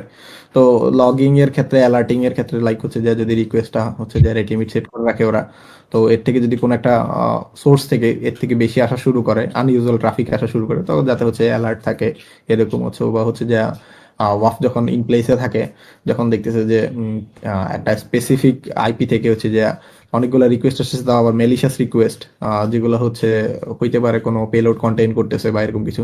তো ওই ক্ষেত্রে একটা অ্যালার্ট সেট করে রাখতে পারে, বা এই জিনিসগুলো হচ্ছে নিয়ে কাজ করে মেনলি এটা। তো তোমার সাথে আমি আরেকটু এড করি এটা। তুমি তো ওয়াফের কথা বলতেছো বারবার। ওয়াফ হচ্ছে ধরো ইয়ার লেভেলে, লেয়ার 7-এ বা নেটওয়ার্ক লেয়ারে কাজ করে অ্যালং উইথ লেয়ার 7, ঠিক আছে। সো ও ওয়াজ ইয়া আর কি, ওয়াফ যেটা করে অ্যাপ্লিকেশন থেকে ট্রাফিকগুলো ইন্টারসেপ্ট করে। সো মাঝখানে ইন্টারসেপ্ট করলে সে হচ্ছে একটা এক্সট্রা লেয়ার অ্যাড করে। সো তুমি ধরো এটা এটা ওডব্লিউএসপি হচ্ছে গাইডলাইন ধরো দিতেছে ডিরেক্টলি অ্যাপ্লিকেশনের ক্ষেত্রে আর কি। সো ওয়াফ তো নিজের লগ জেনারেট করতেছেই, সেটা ধরো হুম, মনিটরিং এর পারপাজে এটা কাজে লাগতেছে। বাট যদি অ্যাপ্লিকেশনেই ইনবিল্ট যদি কোনো ধরনের এই ধরনের মানে লগিং ফিচার বা মনিটরিং ফিচার অ্যাড করে, তাহলে কিন্তু জিনিসটা আরো সিকিউর হয়। তাইলে অফ হ্যাঁ, তো আছেই, প্লাস হচ্ছে এখানেও যদি ধরো অফ সামও বাইপাস হয়ে গেল, তো দেন অ্যাপ্লিকেশনও আসলে কিছু হেল্প করতে পারে আর কি। হ্যাঁ, এই জিনিসটা থাকলে হচ্ছে যে এই জন্য হচ্ছে মানে বেটার। আমার এই জন্য মনে হয় মানে ইউজুয়ালি বেশিরভাগ যে সিএমএস গুলা থাকে এগুলার মানে লগিং ফিচার থাকে কিছু সিএমএস এর বাই ডিফল্টই। রাইট। আমাদের যেটা চেঞ্জ হয়েছে সেটা হচ্ছে যে সফটওয়্যার সাপ্লাই চেইন ফেলিয়ার্স আছে, আর হচ্ছে মেইনলি এটাতেই হচ্ছে মানে এই বছর মানে সবচেয়ে বেশি ফোকাসড বলা যায়। আর হচ্ছে miss handling of exceptional condition, এই দুইটা জিনিস হচ্ছে সবচেয়ে বেশি মানে এই বছর চেঞ্জ হয়েছে 2025-এ ওয়াসপে। তো সফটওয়্যার সাপ্লাই চেইন ফেলিয়ার্সে যেটা হয় যে কম্পোনেন্ট গুলো নোন ভালনারেবিলিটিস গুলো হচ্ছে যে যদি কোনো ইউজ করে, যেটা ছিল 2017-তে ফার্স্টে, এটা রিপ্লেস করছে হচ্ছে ভালনারেবল এন্ড আউটডেটেড কম্পোনেন্টস গুলোর সাথে। আর এই যে দুই হাজার রিসেন্ট পঁচিশ যে একটা রিয়েক্টর গেল, এটা কিন্তু এটা একটা মানে চরম উদাহরণ এটার, এই যে রিয়েক্ট টু সেলের। হ্যাঁ হ্যাঁ সেটা মানে পুরা সবার ভ্যাকেশন হারাম করে দিছে লিটারেলি। আর এটা হচ্ছে যে সার্ভে করে অসব পাইছে যে হচ্ছে ওদের মানে 50% হচ্ছে ওদের মানে টোটাল ওরা সার্ভে করছিল হচ্ছে 212টা ইসের উপরে রেসপন্ডেন্টের উপরে, এখান থেকে 106টা হচ্ছে যে ওদের মানে এটা তে হচ্ছে ভানারেবল ছিল এই ভানারেবিলিটি। আর এটা হচ্ছে যে মানে টপ 3-র মধ্যে এই জন্য হচ্ছে যে এবছর আছে। আমরা কিন্তু ধরো ওয়ার্ডপ্রেস এগুলো ধরো অনেক আগে থেকে যখন টেস্ট করতাম তখন দেখতাম কি ওই যে কিছু একটা ফর্মের লাইব্রেরি ইউজ করছে, সো ওইটা হ্যাঁ ভালনারেবল, আমি ওইটা দিয়ে টেকবো। সো এই ধরনের জিনিসগুলো সফটওয়্যার সাপ্লাই চেইন বেসিক্যালি ধরো যেসব কম্পোনেন্টগুলো লাগতেছে একটা সফটওয়্যার ডেভেলপমেন্ট করতে, সো ওই সাপ্লাই চেইনের কোনো একটা কম্পোনেন্ট যদি ভালনারেবল হয় তাহলে অ্যাপ্লিকেশনটাই ভালনারেবল করে ফেলে। হ্যাঁ এই এই ক্ষেত্রে হচ্ছে মানে ওই ওয়ার্ডপ্রেসেরটাই সবচেয়ে কমন বলা যায়, লাইক হচ্ছে ভানারেবল থিম, তারপর হচ্ছে হ্যাঁ, ভানারেবল ইয়াগুলা যেগুলো থাকে, এগুলো একটা কিছু ইউজ করার কারণে হচ্ছে যে পুরা ইয়াটাই হচ্ছে কম্প্রোমাইজ হওয়ার চান্স থাকে। আর রিয়েক্টের এই যে রিয়েক্ট টু সেল যেটা, এটা আসলে বিশাল একটা ইম্প্যাক্ট ফেলেছে ওভার দ্য ওয়ার্ল্ড। এটা মানুষ আসলে ভাবতে পারেনি যে এরকম একটা আরসি লেভেলের একটা ভালনারেবিলিটি আসলে হবে। আমার মনে হয় লক4j এর পরে মনে হয় এই জিনিসটাই মনে হয় সবচেয়ে বেশি তাই হয়েছে। তার মানে লক4 যে হচ্ছে, হ্যাঁ লক4 এর পরে হয়েছে, কিন্তু লক4 এর ইম্প্যাক্টটা অনেক বেশি, কারণ ওটা কিন্তু মানে তোমার ওল্ড অ্যাপ্লিকেশন গুলো কিন্তু জাভার উপর বেস করে বানানো, সো একদম ইভেন মানে জাভা কম্পোনেন্ট ইউজ করে মোটামুটি অলমোস্ট সবগুলো অ্যাপ্লিকেশনই ধরতে গেলে। তো লক4j হচ্ছে যে বলা যায় মানে লক4j ওটার সাথে কোনো কিছু কম্পেয়ার হয় না। But ওটার পরে ইম্প্যাক্ট যতটুকু সবচেয়ে বেশি ছিল এই মানে রিয়েক্ট টু শেল, মাঝখানে তো আরো অনেক পিভি বেরিয়েছে, বাট এই এই দুইটা হচ্ছে যে মানে সবচেয়ে বেশি হাইপ উঠছে আর কি বলা যায়। রাইট। আর কিছুদিন আগে দেখলাম যে ওই বাংলাদেশে এটিএন নিউজ, ঠিক আছে? অনেক ওরা মানে রিয়েক্ট দিয়ে বানাইছিল। তো দেখলাম কিছু পোলাপাইন হচ্ছে ওটার এক্সপ্লোর করে তাদের সাইট মাইট খায় ব্যানার ট্যানার টাঙাই দিয়েছে। আবার অনেক অনেক ক্ষেত্রে হয়েছে, টুইটারে দেখছি কয়েকটা যে পুরা জিনিস মানে সার্ভারেই ইয়ে করে দিছে, ক্র্যাশ করে দিছে, এরকম অবস্থা। এরকম আছে আসলে মনে হয় এই সপ্তাহেই আমার এক ফ্রেন্ড আমাকে পাঠাইছিল যে ইন্ডিয়ান গভর্নমেন্ট কিছু প্যানেলে হচ্ছে যে কিছু পোলাপান এই সিমিলার কাহিনী করছেন। আসলে আমি ঘাটি দেখি নাই যে জিনিসটা ওরা কি দিয়ে একটু শেল দিয়ে করছে নাকি হচ্ছে ট্রেডিশনাল স্কিল ইনজেকশন বা আদার্স যেগুলো দিয়ে করে আর কি ওরকম কিছু দিয়ে করছে, বাট ওরা হচ্ছে মানে ডিফেন্স করছে আর কি।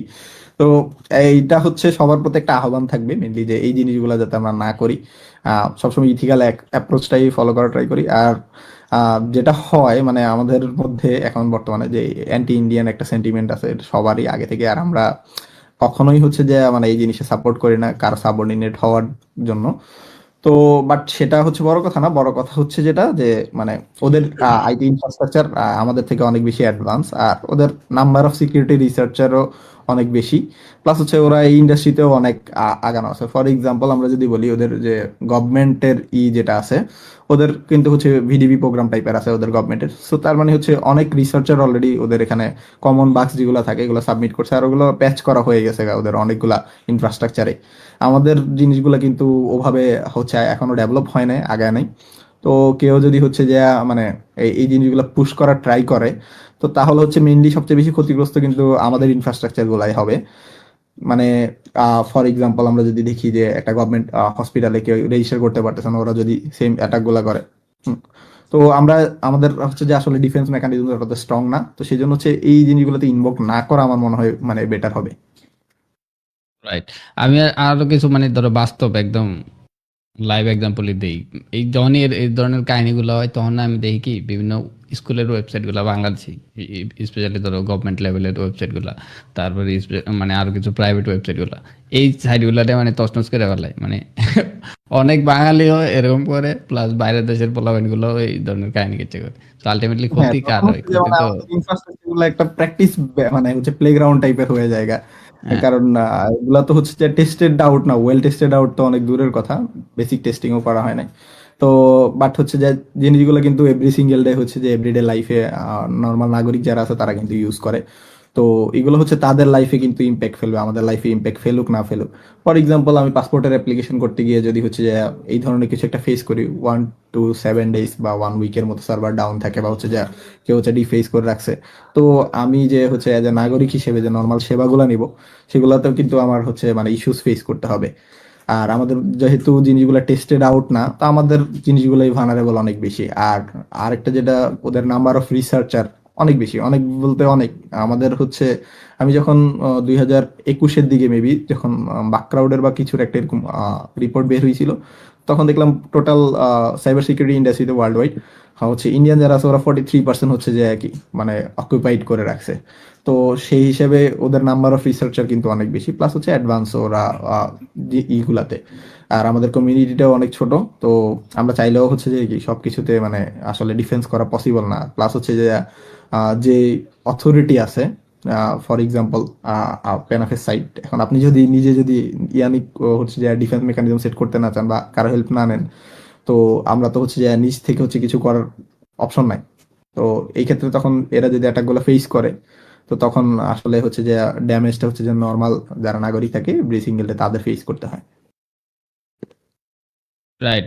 আবার আসলে এখন এই যুগে আইসা ধরো এই জিনিসগুলো একটু ট্রেন্ডটা চেঞ্জ করা উচিত এবং গভর্নমেন্ট লেভেলেও কিছু ইনিশিয়েটিভ নেওয়া উচিত। আমরা দেখছিলাম যে যে একটা বাইর হয়েছিল, বাংলাদেশ সাইবার সিকিউরিটি ইন্টেলিজেন্স নামের একটা অর্গানাইজেশন, তারা হ্যাঁ, আসলে একটা ইনিশিয়েটিভ শুরু করেছিল বিটিপির, বাট ওটা এখন কিন্তু ওটা চলতেছে না বা কোনো আপডেট পাইনি এখন। সো এটা এই আমার ধরনের মনে হয়, ইনিশিয়েটিভ নিলে ভালো, কিন্তু হ্যাঁ, এই ওই জিনিসগুলো হচ্ছে ইন প্লেসে থাকলে আমার মনে হয় আহ, আমার মানে গভর্নমেন্টের ক্ষেত্রে যেটা হয়, বাজেট ওদের হিউজ থাকে, কিন্তু কথা হচ্ছে এই জিনিসগুলোর জন্য হচ্ছে মানে ওদের বাজেট নাই। আমি জানি না আসলে তারা কিভাবে কি সেট করে বা কি। তো এই জিনিস, এইটা থাকলে আমার মনে হয় আহামরি বেশি হচ্ছে খরচের যাবেও না। কারণ হচ্ছে একটা বিডিপি যদি রান করে, যদি হচ্ছে যে এক ছোটখাটো ইনসেনটিভের ব্যবস্থাও থাকে, একটা রেকগনিশনের, যারা হচ্ছে সময় দিবে রিসার্চারটা তাদের জন্য, it doesn't have to be monetary reward. এটা হচ্ছে যে কোনো সোয়াগ থাকতে পারে, অথবা হচ্ছে যে একটা লেটার অফ অ্যাপ্রিসিয়েশন, লাইক অনেকে তো হল অফ ফেম থাকলেও অনেক মানে একটা হ্যাঁ, ম্যাটার করে। সেটাই। এই জিনিসগুলো হচ্ছে মানে যাতে হচ্ছে যে মানে রিসার্চাররা তাদের সময়টা ওয়ার্থ ইট ফিল করে। আর আমি যেটা মনে করি যে আমার কান্ট্রির লোকজন যারা আছে তারা এনাফ প্যাট্রিয়টিক, কোনো কিছু না থাকলেও যদি এরকম কিছু একটা থাকে, আমাদের রিসার্চাররা যারা আছে দেশের, তারা সবাই হেল্প আউট করার ট্রাই করবে, যতটুকু পসিবল সিকিউর করার ট্রাই করবে দেশের ইন্টারনেট এনভায়রনমেন্টটা। রাইট। সো আশা করি যে গভর্নমেন্ট লেভেলে এরকম ইনিশিয়েটিভ আসবে। আর বিডি সার্ট আছে বাংলাদেশে একটা, ওটা কি করে আল্লাহ জানে। এরা মাঝে মাঝে এই কম্পিটিশন অ্যারেঞ্জ করে, সবই ঠিক আছে, কিন্তু আসলে ওভারঅল বা গ্রস যে একটা ইম্প্যাক্ট ওইটা আসলে আমরা এখনো দেখতে পাইতেছি না। বাট ইনফ্রাস্ট্রাকচারে বলি বা টেকনোলজি বলি, এটা তো দিন দিন আগাই যাইতেছে, আমরা আসলে আসলে তাল মেলায় চলতে সার্চ পারতেছি নিয়ে না। একটু কন্ট্রোভার্সিস আছে, যতটুকু মানে আমরা পাবলিকলি হচ্ছে যে সবাই জিনিসগুলো জানে। তো আসলে ওদের নিয়ে কিছু বলা আসলে আমার মনে হয় না মানে ওয়ার্থ ইট হবে। কারণ ওরা কি করে না করে, ওদের থেকে আমি এখন পর্যন্ত সিটিএফ অর্গানাইজ করা ছাড়া আর ভালো কিছু একটা এখন পর্যন্ত মানে দেখি নাই। মাঝে মাঝে হচ্ছে এই যে লাইক পাবলিক অ্যানাউন্সমেন্ট কিছু দেয় যে রিয়েক্ট টু সেল হয়েছে আর এরকম দিছে, বা এরকম কোনো কিছু থাকে, জাস্ট তারা অতটুকু এর তারা কোন বেশি। সময় দেয়? তারা তো অ্যাডভাইজারি টাইপ কিছু দেয় না, তারা হচ্ছে সবার লাস্টে গিয়ে পরে দেয় আর কি। এর আগে বলে আমি এক্সপ্লোর ধরে করে দেওয়া লিস্ট। বাংলা এই ধরনের সিনেমার অ্যাপ্রোচে পুলিশ গেলে তো হবে না। শেষে আসে। আচ্ছা, আহ, ওই যেটা গ্যাপ আছে আসলে গ্যাপ পূরণ করতে হবে। তারপরে বাংলাদেশের এখন বর্তমান যে পরিস্থিতি, এটা তো আমরা সবাই জানি, আলাদা করে বলার কিছু নাই। আচ্ছা, অ্যানাদার থিং, আমরা হচ্ছে গত পর্বে ডিসকাস করতেছিলাম ইয়ার সাথে, যে আব্দুল্লাহ মাহির, আহ, আব্দুর রহমান মাহির। তো তার সাথে ডিসকাস করতেছিলাম যে আমাদের দেশে তো অনেক রিসোর্স আছে, এই তুমি আছো, মানে তোমাদের মতো যারা আছে, আমরা তো ধরো আছি সবাই মিলে দিল্লি ধরো, আরো ইয়াং জেনারেশনরা আসতেছে। সো হিউস্টুডেন্ট একটা কিন্তু সাইবার রিসোর্স আছে, কিন্তু অ্যাকর্ডিং টু ধরো গ্লোবাল মার্কেট, বাংলাদেশ থেকে কিন্তু গ্লোবাল বা স্ট্যান্ডার্ড লেভেলের কোনো ধরনের ইম্প্যাক্টফুল সাইবার সিকিউরিটি রিসার্চ নাই, বা টুল নাই, বা ধরো টেকনোলজি নাই। সো এই জিনিসটা নিয়ে তুমি কি বলবা?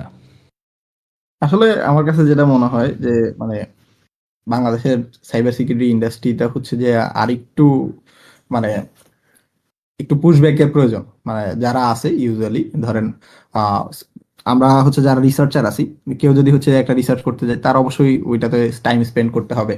আর হচ্ছে যে মানে একটা আহ, বলা যায় যেটাকে যে মানে গেট টুগেদারের একটা স্পেস প্রয়োজন। লাইক আপনি আমি এরকম যারা আছে এরকম 8-10 জনকে গ্যাদার করার জন্য কেউ একজন হচ্ছে যে সিঙ্গেল পয়েন্ট থাকতে হবে, যে হচ্ছে যে এই ধরেন একটা স্পেসিফিক রিসার্চ করবে এরা, এরা এই জিনিসগুলোতে ভালো, এই স্পেসিফিক রিসার্চ করবে। তো তাদেরকে হচ্ছে যে মানে একসাথে করার জন্য হচ্ছে যে কি একটা প্ল্যাটফর্ম টাইপের প্রয়োজন, যেটা হচ্ছে যে আমার মনে হয় মানে বাংলাদেশে তেমন একটা নাই। তারপর হচ্ছে যে আমাদের মানে কি বলবো কমিউনিটিটাও অতটা হচ্ছে যে মানে লাইক কেউ যদি, যেটা দেখছিলাম আমি যখন স্টার্ট করি, তো কেউ যদি কাউকে অ্যাপ্রোচ করে একটা জিনিসের জন্য হেল্পের জন্য বা কিছু একটা কোয়েশ্চেনও যদি অ্যারাইজ করে, কমেন্ট বক্স দেখলে মনে হয় যে মানে ও এই জিনিসটা না জানা তার আজন্মের পাপ হয়ে গেছে গা। তো এই জিনিসগুলো আসলে খুবই নেগেটিভ। মানে এইগুলার কারণে হচ্ছে যে অনেকে মানে জিনিসগুলা থেকে আগাইতে পারে না, বা হচ্ছে যে আমার মনে হয় যে কোনো কেউ যে কোনো কিছু যে কোনো বয়সে শিখতে পারে। আর তাকে হচ্ছে যে আমরা যতটুকু পসিবল হয় হেল্প আউট করা উচিত। আর না পারলে দ্যাটস ওকে, কোনো সমস্যা নাই। If I don't have much time, কোনো সমস্যা নাই। যারা পারবে তারা তাদের সময় দিয়ে হেল্প করবে। আহ, আরো একটা জিনিস যেটা কাজ করে নতুনদের মাঝে, যে আহ, বাংলাদেশের মানে আমি জানি না আসলে মানে এটা জাতিগত কোনো সমস্যা কিনা বা অন্য কিছু, মানে আমরা হচ্ছে গ্রেটফুল না আর কি। এ, যেটা হয় তো এই কারণে হচ্ছে যে যারা সিনিয়র থাকে বা হচ্ছে যে তারা হচ্ছে মানে ওদেরকে হেল্প আউটও করতে চায় না যারা নতুন থাকে, যাতে মানে কাউকে একটা হেল্প আউট করার পরে 2-3 দিনের পরে সে হচ্ছে যে জিনিসটা মানে যতটুকু গ্রেটফুল থাকা উচিত তার প্রতি, সে ওইভাবে হচ্ছে যে ই করে না, মানে ওই জিনিসটা শো করে না আমার কাছে। মানে এই বিভিন্ন কেসগুলো এটা দেখছিলাম আমার আমি। মনে হয় যে শুধু তুমি যেটা বললো এই সাইবার সিকিউরিটিতে না, এটা আসলে বাংলাদেশের মানুষের আসলে তোমার কালচারালি একটা মানে জিনিসটা প্রবলেম আর কি। যে কারো কাছ থেকে কোনো কিছু শিখলে এরপরে যে তাদের ওইভাবে সম্মান করা। ইভেন তুমি দেখো যে আমরা কি আমাদের টিচারদেরকে ভালোভাবে সম্মান করি ওইভাবে, কিন্তু মানে ওভারঅল তুমি যদি সিনারিও বলো ইয়াং জেনারেশন হ্যাঁ, এখন বর্তমান যে যুগ আসতেছে, মানে ওই সেটাই এই জিনিসটা নাই। জিনিসগুলো আমার মনে হয় আস্তে আস্তে মানে চেঞ্জ করা উচিত। আমাদের মেন্টালিটিটা হচ্ছে যে আস্তে আস্তে গ্রো করা উচিত। কারণ না হলে দিন শেষে মানে একটা সিভিল সোসাইটি গঠন করতে যে জিনিসগুলো প্রয়োজন, সেই জিনিসগুলো ওভাবে আগাবে না। যেমন আমি যখন স্টার্ট করছিলাম তো তখন হয়েছে আহ, আমি পাকিস্তানের একজন কাছে হেল্প হেল্প চাইছিলাম। তো আমাকে বললো হচ্ছে যে তুমি আমার কাছে জিজ্ঞেস করতেছো, আমি তো হচ্ছে যে মেন্টরশিপ নিছি হচ্ছে বাংলাদেশের একজনের কাছে। সে আমাকে বললো, রেফার করলো যে উনি আমাকে এই এক্সারসাইজ শিখাইছে এই ধরনের বা এটা। তো পরে আমি ওনাকে একদিন টুইটারে নক দিছিলাম, বাট হচ্ছে যে মানে যে রেসপন্স আসছে সেটা আমার হুম। কাছে মানে ফেভারেবল মনে হয় না। মানে লাইক মনে হয়েছে যে কি বলবো, আচ্ছা যাই হোক এটা আর না বলি। তো পরে ওই তখনের পর থেকে আসলে মানে কোনো একটা যে আমি একটা কিছু জানি না, বা হচ্ছে যে ধরেন আপনি একটা জিনিস নিয়ে কাজ করেন, যেমন যে নিয়ে এক্সারসাইজ নিয়ে কাজ করে, ওকে ও আমি বেসিকটা এক্সারসাইজ জানি, বাট অ্যাডভান্স লেভেলে যাইতে হইলে আমাকে যতটুকু সময় দিতে হবে একা একা জিনিসটা শিখতে, জেনি কিন্তু অলরেডি জানে। তো আমাকে জিনিসটা দেখাই দিলে আমার টাইমটা সেভ হইতেছে। আমি অ্যাক্সেস কন্ট্রোল নিয়ে কাজ করি, আমি যদি জেনিকে সেম জিনিসটা নিয়ে হচ্ছে যে একই হেল্প আউট করি, তাহলে ওরও টাইম সেভ হইতেছে, দুইজনেরই টাইম সেভ হইতেছে, ইফিসিয়েন্সিও বাড়তেছে শেয়ারিং এর মাধ্যমে যেটা হয়। তো এই জিনিসগুলো হচ্ছে যে আমাদের হচ্ছে মানে ইন্ডাস্ট্রিতে কমিউনিটিতে বা আমাদের কান্ট্রিতে আমার মনে হয় একটু কম। তারপর হচ্ছে ধরেন খুব সিনিয়র যারা আছে, আমার তেমন একটা পরিচয় নাই সবার সাথে। তো তারাও হচ্ছে যে মানে এই জন্য এই জিনিসগুলোর জন্য আগে আসতে পারে না, যে জুনিয়র যারা আছে এরা হচ্ছে মানে মানে গ্রেটফুল না বা রেসপেক্টফুল মনে হয় না তাদের কাছে, যে এনাফ রেসপেক্টফুল না। তো সেই জন্য হচ্ছে যে ওনারাও ওভাবে নিজ থেকে এসে যিনি মানে যারা জুনিয়র থাকে তাদেরকে হচ্ছে গ্রো আপ করতে হেল্প আউট করে না। রাইট, এবং এই কারণে কিন্তু আমাদের মানে অনেকেই পিছিয়ে আছে। এই- এটা হচ্ছে মানে মেজর কারণ, যে যারা ধরো জানে তারা আসলে আগায় আসে না। তারা ওই রিজার্ভ একটা অবস্থানে বসে থাকে চুপচাপ, কোনো হ্যাঁ, আলোচনা নেই, যে যার মতো মেইনলি এই কাজ করে। এই ধরনের। রাইট, আমরা আমরা ধরো আমাদের বয়সের, আমরা তো একটা লেভেলে ধরো চাই যে আমাদেরকে মেন্টরশিপ বা গাইড করুক, তাই না? তো হ্যাঁ, আমরা যাদের কাছ থেকে মানে এই ধরনের গাইডলাইন নিতে যাইবো, মানে তারা আসলে ওই রিজার্ভ পজিশনে বসে থাকে, তার চেয়ে আজ করবো কি ওই যে যেটা কইলা যে কিছু না জানলে মনে হয় যে না জানাটাই পাপ, এই ধরনের আর কি অবস্থা। হ্যাঁ, সেটাই মানে ইভেন মানে এই জিনিসটা আসলে যে এই শুধু সাইবার সিকিউরিটি ইন্ডাস্ট্রিতে এমন না, ইভেন না, এটা সব ইউনিভার্সিটিতে ইন্ডাস্ট্রিতে। ফলো করছি যে আমরা যদি একটা কিছু না জানি, আমাদের একটা টিচারকে যে অ্যাপ্রোচ করব, তাকে অ্যাপ্রোচ করার জন্য আমার এত সময় নিয়ে অ্যাপয়েন্টমেন্ট নিতে হবে, তাকে ফার্স্টে ডিরেক্ট কল করা যাবে না, এসএমএস করতে হবে, তারপরে স্যার যদি বলে ওই টাইমে কল করো, তারপর ওই টাইমে কল করতে হবে। অথবা আমরা যদি বাইরের কান্ট্রির দিকে চিন্তা করি, মানে ইভেন সে তার প্রফেসরকে হচ্ছে ক্যাজুয়ালি ডাকে, লাইক হচ্ছে যে কি এক্স ওয়াই জেড, স্যার বলতে হয় না, বা প্রফেসর, বা ও বলবে যে তুমি আমাকে হচ্ছে নর্মালি অ্যাড্রেস করো, কোনো সমস্যা নেই। বা হচ্ছে যে আমরা একটা ছবি ভাইরাল হয়েছিল, দেখছিলেন কিনা, যে চায়নার কনভোকেশনের সময় একটা টিচার স্টুডেন্ট যখন বক্তৃতা দিচ্ছিল, তো ওর জন্য ছাতা ধরে রাখছে। তো এই জিনিসগুলো মানে আমাদের কোর ভ্যালুস গুলাতে আসলে মনে হয় মানে ছোটবেলা থেকেই মানে জিনিসগুলা ওভাবে এটা নাই, সোসাইটি। ওইভাবে আমাদের নাই, এটা চেঞ্জ হইতে হবে আমাদের, অনেক চেঞ্জ হইতে হবে। তুমি চিন্তা করো, ধরো আমাদের কোনো টিচার, আমরা ছাতা না ধরে স্যার আমাদের যদি ছাতা ধরে দেয়, এটা কোনদিন সম্ভব বাংলাদেশ? এটা তো ইম্পসিবল আসলে। পার্সেন্টেজ হিসাব করলে 1%ও এই ধরনের নাই। ইয়াং জেনারেশন যারা, তারা হয়তো বা চেঞ্জ হইতে পারে, বাট আমি দেই নাই যে এরকম মেন্টালিটি। অনেক ফেভারিট টিচার আছে আমার, কিন্তু মানে তারপরেও মানে ওই জিনিসটা মনে হয় না আছে, মানে ওই যে প্র্যাকটিসটা নাই আর কি।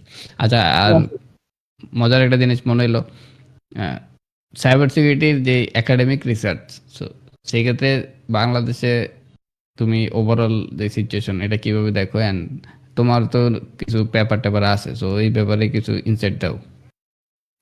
সাইবার সিকিউরিটির একাডেমিক পেপারের ক্ষেত্রে যেটা হয় যে মানে আমাদের একাডেমিক জিনিসটা যেটা আছে, একাডেমিক দিকটা হচ্ছে মানে ইন্ডাস্ট্রির সাথে একদমই অ্যালাইন করে না ধরতে গেলে বলা যায়। ইভেন হচ্ছে যে আপনি যদি ইউএস এর ইউনিভার্সিটি গুলোও দেখেন, ওগুলাতেও কিন্তু মানে কিছু জিনিস অ্যালাইন করে, বাট সবগুলা জিনিস মানে একদম ফুলি অ্যালাইন করবে এরকম খুবই কম ইউনিভার্সিটি আছে।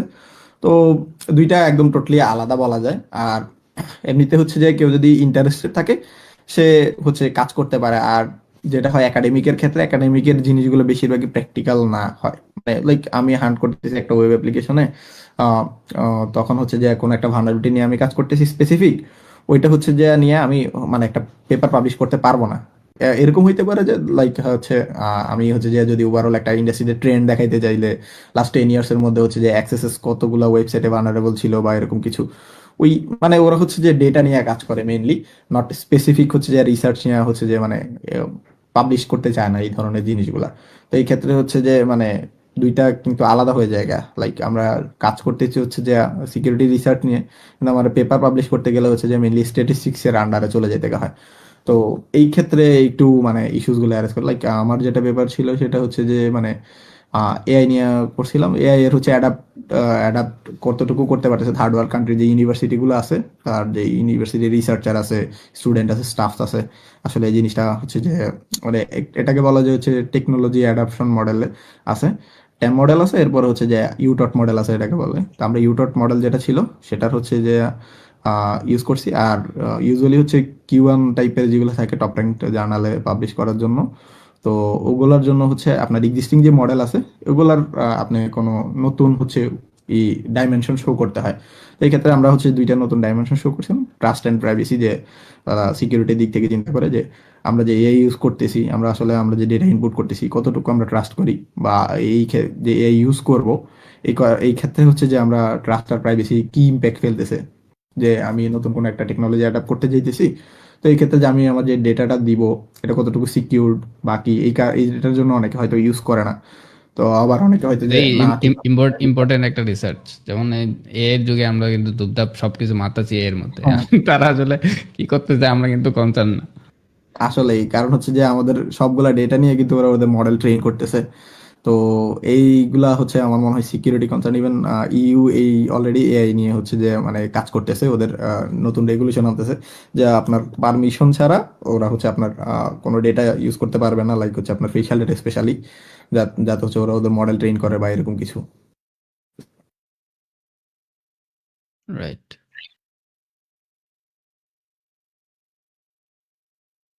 আচ্ছা, তারপরে হচ্ছে তোমার এখন কিন্তু আগে বললা যে ফিউচারের প্ল্যান হচ্ছে দেশের বাইরে চলে যাবে, এটা কি মানে হতাশা থেকে নাকি ইন্টেনশনালি? দুইটাই আছে আসলে। কারণ হচ্ছে মানে মেইনলি আমাদের দেশের যারা থাকে এরা বেশিরভাগই স্টুডেন্ট যারা আছে এরা বাইরে চলে যাওয়ার মেজর রিজন যেটা সেটা হচ্ছে মানে এখানে যে লাইফস্টাইল যেটা থাকে সেটা ফেভারেবল না আর কি। একটা সিভিল সোসাইটি যেরকম হয় আমাদের কান্ট্রিতে হচ্ছে যে আসলে যদি জিনিসগুলো প্রোভাইড করা হয় কেউ আমার মনে হয় না দেশ ছাড়তে চাইবে। তো মেজর রিজন হচ্ছে এটা। আর আরেকটা যেটা থাকে যে হচ্ছে আপনার লার্নিং এর যে অপরচুনিটিস যেটা থাকে সেটা আমাদের দেশে এখনো মানে স্পেশালি সাইবার সিকিউরিটির ক্ষেত্রে আহ, অতটা হচ্ছে যে মানে আগায় নাই। তো আমি তো হচ্ছে মেনলি বিজনেস ব্যাকগ্রাউন্ড থেকে পড়াশোনা করছি, তো সেই জন্য হচ্ছে যে আমার মানে আর মনে হয়েছে যে আমার লার্নিং এখনো অনেক কম। তো আরেকটু যদি হচ্ছে যে ডিপার জানা যায়, তো এই ক্ষেত্রে হচ্ছে যে আমার ভালো কোনো ইউনিভার্সিটির আন্ডারে কোনো একটা প্রফেসরের সাথে যদি আমি কাজ করতে পারি তাহলে হয়তো আমি আরো ডিপার জিনিসগুলো নিয়ে কাজ করতে পারবো। তো এই ক্ষেত্রে হচ্ছে যে ধরেন আইওটি ডিভাইস টাইপের আমি লাস্ট মেবি 2024 বা 23-এর দিকে আইওটি ডিভাইসের সিকিউরিটি নিয়ে কাজ করতেছিলাম। তো মেইনলি ওইটার জন্য হচ্ছে ট্রাই করব যদি পসিবল হয়। আর না হলে হচ্ছে যে আদার কোনো হচ্ছে যে ডোমেইনে সাইবার সিকিউরিটির যাতে হচ্ছে কাজ করতে পারি। আর হচ্ছে ওখান থেকে হচ্ছে গ্লোবাল অ্যাক্সেস পাওয়া যাবে বাংলাদেশ থেকে, হয়তো সেই অপরচুনিটি গুলা এখনো ক্রিয়েট হয় নাই, তবে আশাবাদী ইনশাল্লাহ সামনে হয়তো কখনো হবে। আর ওখান থেকে যদি শিখে আসতে পারি কিছু আমি তো অবশ্যই ট্রাই করব যাতে হচ্ছে যে কিছু কন্ট্রিবিউট করার দেশের জন্য। Best of luck to you. আচ্ছা, তারপরে আমরা আসলে শেষের দিকে অলমোস্ট। এখন বর্তমানে একটু প্যানাফের ইনসাইড দাও যে প্যানাফ আসলে তুমি প্যানাফে কি নিয়ে কাজ করতেছো বা প্যানাফ আসলে কি নিয়ে কাজ করতেছে তোমার ফিল্ডে আর কি। আচ্ছা, আমাদের এখন আপাতত হচ্ছে দুইটা প্রজেক্ট নিয়ে কাজ করতেছে। একটা তো হচ্ছে যে আপনি যেটা জানেন যে বাঘ ভাল্লুক বাঘ ভাল্লুকের হচ্ছে আপনি ভালো বলতে পারবেন আমার থেকে। তো ওইটা ইউজুয়ালি আমাদের হবে একটা প্ল্যাটফর্ম টাইপের। বাগ বাউন্টি প্ল্যাটফর্ম যেরকম কাইন্ড লাইক সেম হচ্ছে মানে পেন টেস্টিং প্ল্যাটফর্ম হবে।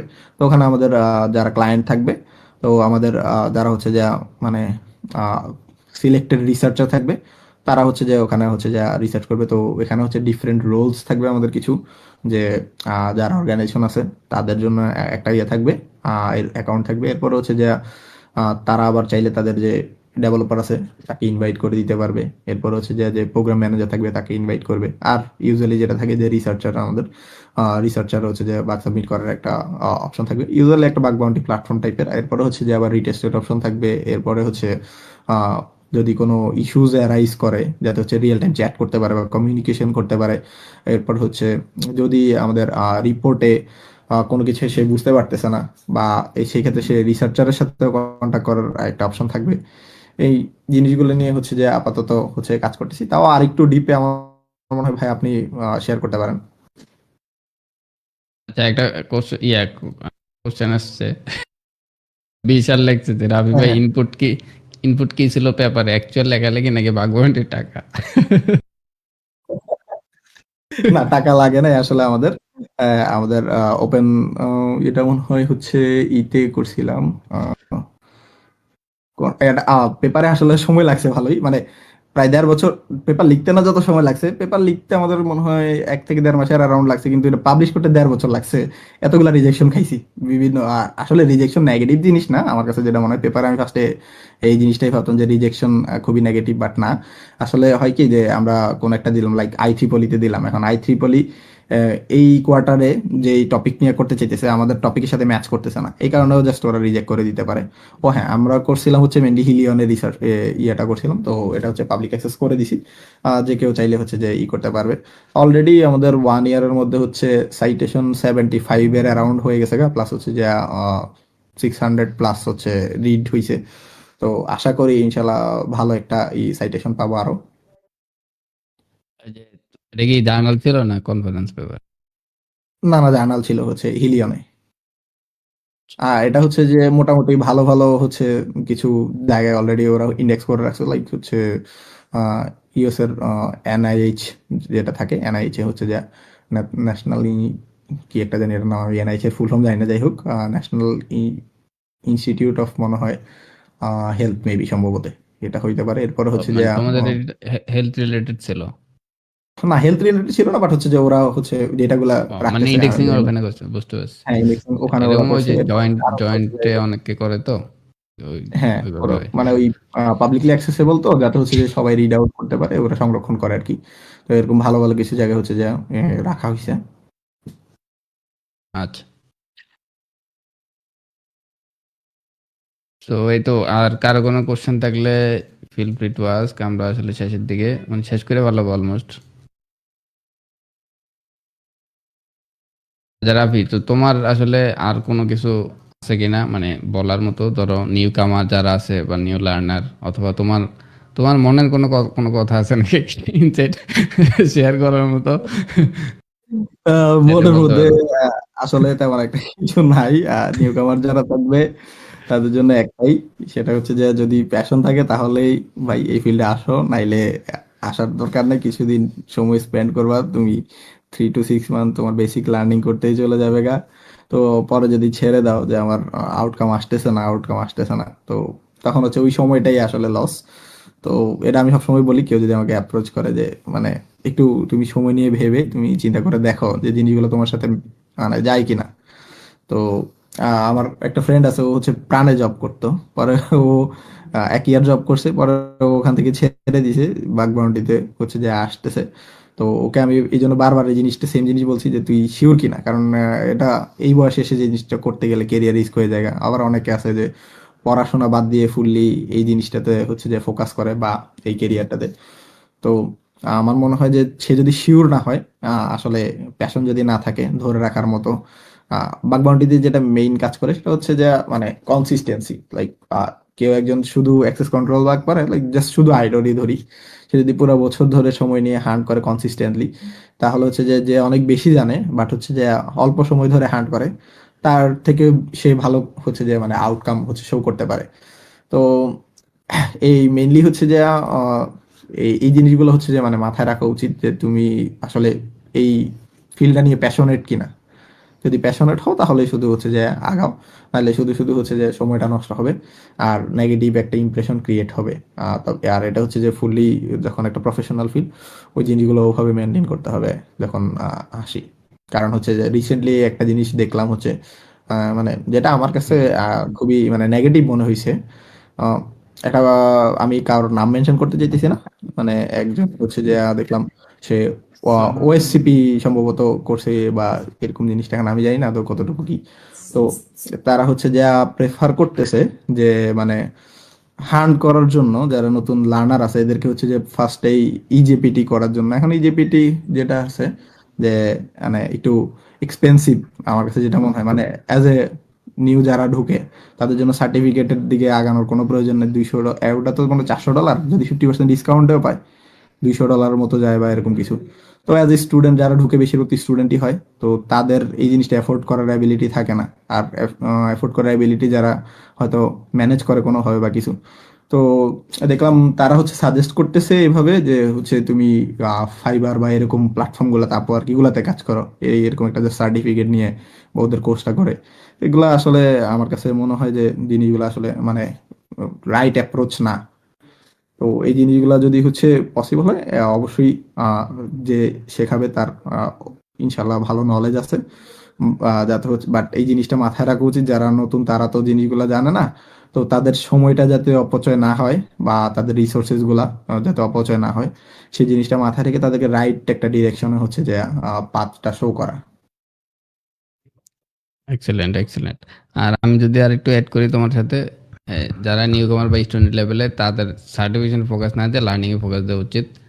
যখন হচ্ছে জব সেক্টরে যাবে তখন হচ্ছে প্রিডিফাইন্ড যদি প্রি রিকোয়ারমেন্ট যদি কিছু থাকে, সো সেগুলো কমপ্লায়েন্স পারপাজে হচ্ছে তাদের নেওয়া উচিত। এছাড়া আসলে সার্টিফিকেশন ডাজন্ট ম্যাটার, আবার ম্যাটার্স ফর দ্য অর্গানাইজেশন, আবার for the job sector. Otherwise bug hunting এ থাকলে অথবা ক্যাজুয়ালি যদি লার্নিং, এখানে আসলে সার্টিফিকেশনের আসলে দরকার নেই। এমনি ফ্রি সার্টিফিকেশনের অভাব নাই, ওগুলা নিয়ে নিয়ে চালে চালা যেতে পারে।